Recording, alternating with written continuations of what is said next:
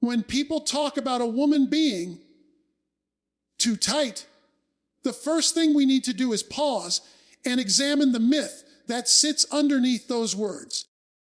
For generations, societies have built stories around a woman's body, attaching moral value, judgment, even spiritual weight to the way she is perceived physically. Somewhere along the way, the idea took root that tightness is proof of purity, innocence, or worth. And for just as long, that myth has been used as a measure, sometimes whispered, sometimes demanded, of whether a woman was good enough. But let's think carefully here. What does it really mean to assign morality to anatomy? What does it say about us when we reduce a woman's dignity to the tension of her muscles? That belief doesn't just misrepresent science. It damages relationships, erodes trust, and chains human intimacy to ignorance. If you carry a myth long enough, it stops feeling like a myth and starts feeling like truth. But myths have to be challenged because truth always liberates while lies enslave. And this particular myth has enslaved too many minds. It has made women feel ashamed of their own bodies. It has made men approach intimacy with wrong expectations and wrong measurements. And it has confused both partners about what healthy, respectful love really looks like. Let me take you a little deeper. Psychologically, when we cling to a myth like this, we are not just misunderstanding the body, we are misunderstanding the soul. Human beings crave simple answers to complex realities. We want to measure worth by things we can touch, count, or compare. But relationships are not built on measurements. They are built on meaning. And meaning cannot be reduced to physical conditions. Philosophically, it's the same mistake we make when we value people by their possessions, or when we judge their character by their appearance. It's the surface over the substance, the shadow over the light. And when you live at the surface, you never learn to dive into the depths where love, trust, and true connection live. The truth is, what some call tightness may have nothing to do with purity or character. It may be the body's natural response to tension, fear, or simply being unprepared. It may even be a sign of strength, of muscle tone, of uniqueness. But it is not, and never has been, a yardstick for morality. When we stop confusing biology with morality, we free women from shame and men from false expectations. And that's the freedom that real intimacy needs. Because intimacy is not about proof. It's not about checking boxes or passing tests. Intimacy is about presence. It's about two people meeting each other fully without the baggage of myths that turn vulnerability into judgment. Now, I want you to notice how damaging this myth can be when it goes unchallenged. Imagine a young woman stepping into marriage carrying the weight of this expectation. She worries, she fears, she feels pressure. Instead of joy, she feels anxiety. Instead of connection, she feels performance. That is not love, it's bondage. And bondage never produces the fruit of freedom, peace, or trust. But imagine a couple who have been taught the truth. They understand that the body is flexible, adaptable, and complex. They understand that relaxation, trust, and emotional safety matter more than any physical condition. They enter intimacy not with a checklist, but with compassion. And because they reject the myth, they find a deeper truth. Intimacy grows when shame is removed. This is why I say breaking this myth is not just a biological correction. It's a spiritual correction. Because whenever we replace lies with truth, we align ourselves closer to freedom. And freedom is what every heart is truly longing for. So, I ask you to reflect. How many myths have you carried without questioning them? How many assumptions about others or about yourself have you accepted simply because someone told you that's the way it is? If you don't challenge myths, they will shape your reality. But if you replace them with truth, you can reshape not only your perspective, but your relationships, your intimacy, and your peace of mind. The myth says a woman's worth can be measured by her body. The truth says her worth cannot be measured at all. It is inherent, infinite, God-given. And when you hold on to that truth, you stop looking for proof in the wrong places, and you start building connection on the right foundation. So let this myth fall. Let it collapse under the weight of truth. And let every relationship you build be free from the lies that reduce human dignity to anatomy. Because here's the final thought. When you elevate truth over myth, you elevate people over assumptions, love over fear, and dignity over judgment. And that choice will always create freedom, both in the body and in the soul. When we move past the myth, we come to something just as important, the reality of how the body is designed. Because it's one thing to say what's not true. It's another to understand what is true. And if we're going to have healthy conversations, if we're going to build respectful relationships, then we need to honor the truth about how the body actually works. The human body is not an object of judgment. It is a masterpiece of design. The vagina in particular is not static. It's not a fixed condition that can be labeled as tight or loose once and for all. It is a living, breathing muscle structure. Muscles contract. Muscles expand. They respond to the moment, to the environment, to the mind, and to the emotions. That's how it was created. Flexible, adaptable, resilient. Think about it. The same organ that can feel firm in one moment is the same organ that can expand to bring life into the world during childbirth. That alone tells us something profound. If we misinterpret the body, we dishonor the genius of its design. The body was made with intelligence. And when we understand that intelligence, we stop mislabeling what we don't yet understand. Now, here's where psychology and physiology meet. The body doesn't exist in isolation from the mind. When a woman is at ease, when she feels safe, when she's emotionally present, the body follows suit. Muscles relax. Tension releases. Blood flow increases. The body opens. But when there's fear, when there's insecurity, when there's lack of trust, the body responds differently. It contracts. It resists. That's not failure. That's protection. And isn't that what the body was designed to do? To protect. To signal when something is wrong. To guard the heart and mind through physical cues.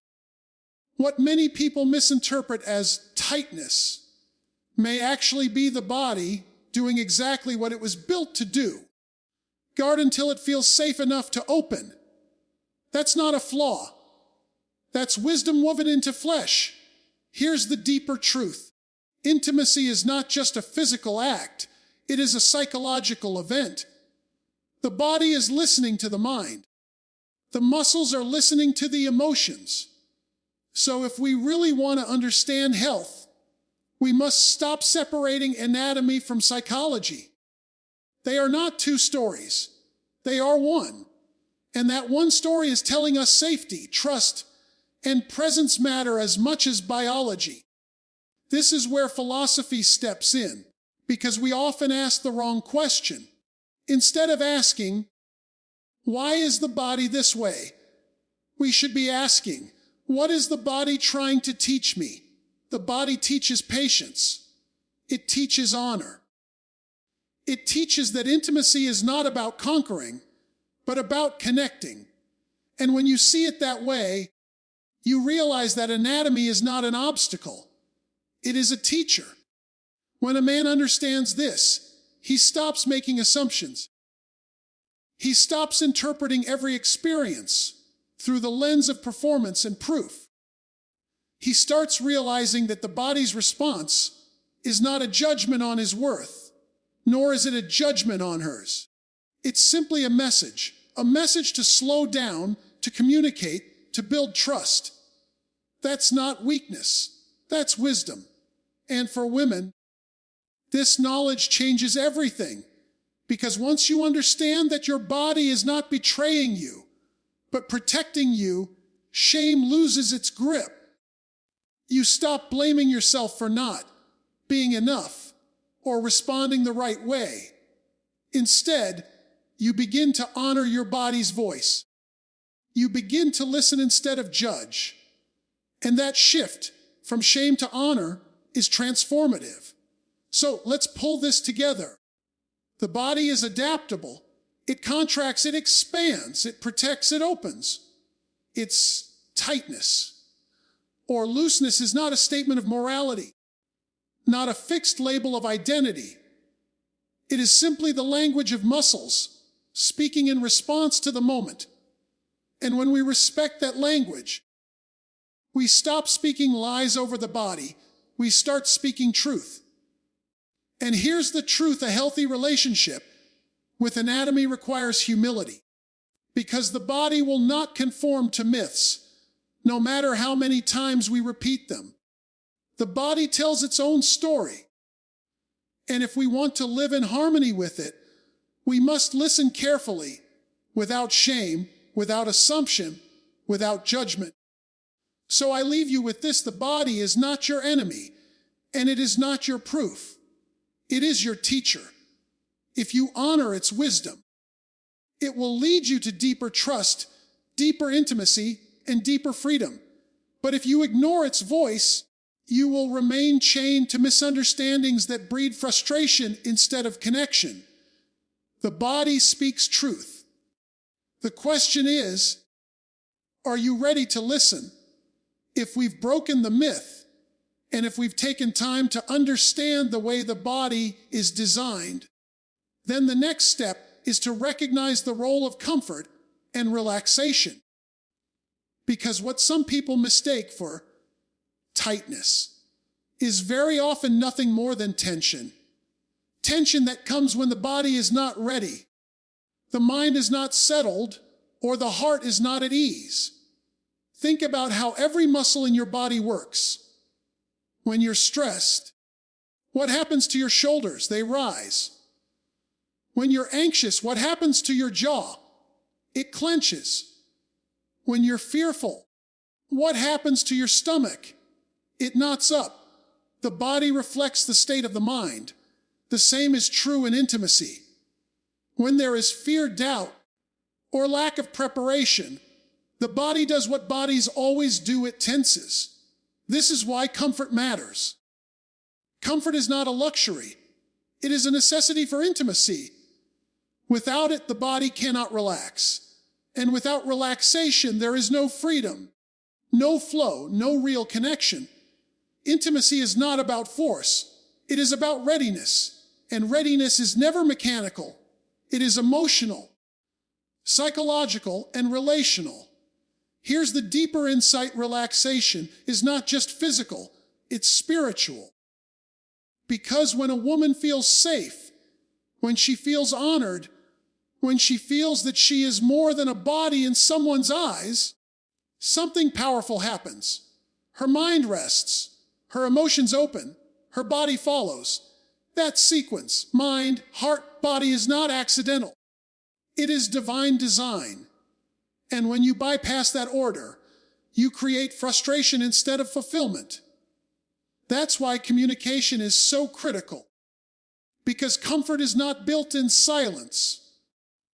Comfort grows when there's honesty, when there's gentleness, when there's respect. If two people cannot talk openly about their needs, their fears, or their desires, then what happens behind closed doors will always carry tension. But when the conversation is free, the body becomes free. Now, let's think about this in a philosophical way. What is intimacy really? It is not simply the joining of bodies. It is the exchange of trust. And trust does not exist where there is pressure. You cannot demand trust. You cannot command comfort. Both are given freely or not at all. And that means intimacy must always be approached with patience, not entitlement. For men, this is a lesson in humility. Because too often, intimacy is approached as if it were about performance, about proving something, achieving something, conquering something.